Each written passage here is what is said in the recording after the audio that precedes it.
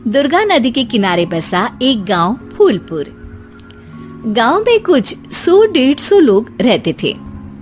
अंजलि, जो कि पास ही के जिले में रहती थी और 12वीं पास कर चुकी थी, उसके पिताजी ने बेटी को जल्दी विदा करने के लिए उसकी शादी फूलपुर गांव के मुकेश से करवा दी थी। मुकेश कभी स्कूल नहीं गया था और इस कारण वो पढ़ा लिखा नहीं था और बाकी गांव वालों की हालत भी मुकेश जैसी ही थी। मुकेश के घर में उसके माता पिता भी रहते थे। सासू माँ, मैं बाहर मंदिर तक जा रही हूँ, आधे घंटे में आ जाऊंगी। अरे अभी कहीं जाने की जरूरत नहीं है, चुपचाप जाके रसोई में रात के खाने की तैयारी करो। और ये घूंघट क्यों हटा लिया है तुमने? क्या पता नहीं कि इस गांव में औरतें बिना घूंघट के नहीं रहती? रात में अंजलि छत पर जाकर अपनी मम्मी से बात कर रही होती है। तभी गांव की 3-4 औरतें उसे देख लेती है और दरवाजे पर आकर उसकी सास से शिकायत करने लगती है। और क्या हुआ? अरे छत पे तो देखो, आपकी बहू मटक मटक के किसी से फोन पर बात कर रही है। दिन भर फोन पे लगी रहती है। अरे कल तो मंदिर के पास वो क्या कहते हैं, सेल्फी ले रही थी। शहर की बहू रखना अच्छा शान की बात है, पर देखना इसके लक्षण से ये तो तुम्हारे परिवार को बदनाम ना कर दे। ये पहली बार नहीं था जब सास से गांव के लोगों ने अंजलि की बुराई या शिकायत नहीं की हो। अब तो ये रोज की बात थी। अंजलि ये सब सुन लेती है। जब वो नीचे जाती है तो मुकेश भी वहां आ जाता है। सास कहती है, बेटा, लोग घर आकर शिकायत करने लगे हैं बहू के कामों की। देख लो, पति हो, संयम से रखो इसे। माँ जी, मैं तो अपनी माँ से बात कर रही थी क्योंकि यहाँ कोई बात करने लायक ही नहीं है और अब मैं माँ के पास ही रहूंगी। वहाँ क्या रहना, वहाँ बाहर के लोग तो ठीक है पर घर के लोग भी इज्जत ना दे सके।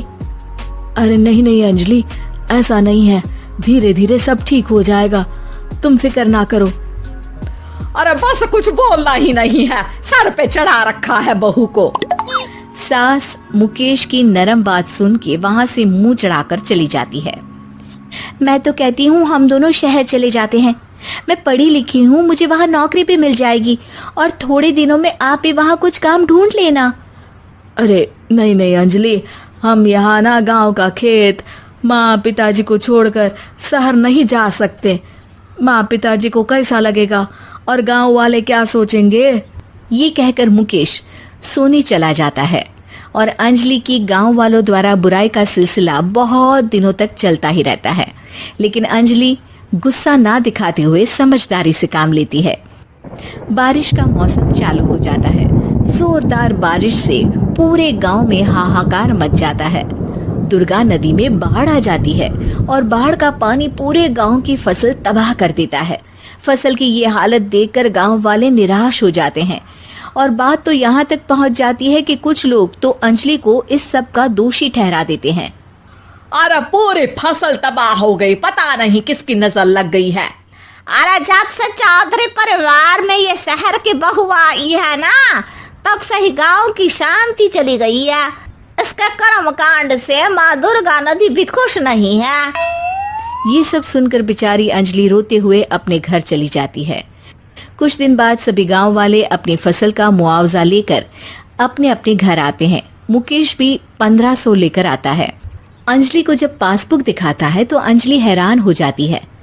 अरे, ये पासबुक में तो उन्होंने 4000 की एंट्री करी है और आपको सिर्फ 1500 दिए। सच में?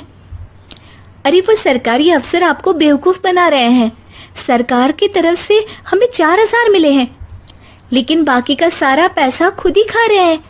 आप लोग के अनपढ़ होने का फायदा उठा रहे हैं। ये सब सुनकर मुकेश परेशान हो जाता है लेकिन अंजलि उसे हिम्मत से काम लेने को कहती है और सुबह होते ही मुकेश को पंचायत कार्यालय ले जाती है और साथ में गांव के और लोगों को भी। आप सरकारी बाबू क्या गांव के लोगों को बेवकूफ समझते हैं? आपको क्या लगता है ये पढ़े लिखे नहीं है तो आप कुछ भी मनमानी करेंगे? ये बेचारे दिन रात इतनी मेहनत करते हैं, ये हमारे अन्नदाता हैं और आप इनके साथ ऐसा धोखा करते हैं। अरे क्या बके जा रही है ये लड़की, किस धोखे की बात कर रही है? अपने कांड करके नदी माँ को नाराज करके हमारा नुकसान करके इसे चैन नहीं मिला क्या? सरपंच जी, इन सरकारी बाबू ने मुझे बेवकूफ बनाया है और मेरे हिस्से के पैसे खुद चट कर गए। बस ये सुनते ही सरपंच वहां से दुम दबाकर भाग जाता है। पता चलता है कि जनपद अधिकारियों ने गांव के सरपंच के साथ मिलकर सबके साथ धोखा किया है। सब लोगों का विरोध शुरू हो जाता है और आखिर में अधिकारी सब गांव वालों के हिस्सों के बचे हुए पैसे उन्हें लौटा देते हैं और कई दिन तक सरपंच गांव में लौटता ही नहीं। अंजलि, तुम नहीं होती तो हम गांव वालों को तो पता ही नहीं चलता कि ये हमें हर बार बेवकूफ बनाते हैं। हाँ हाँ अंजलि बेटी, हमें माफ कर दो। हम सब तुम्हें बुरा भला कहते रहे, लेकिन तुमने ही आज हमें बेवकूफ बनाने से बचाया है। हमें तुम पर गर्व है बेटी।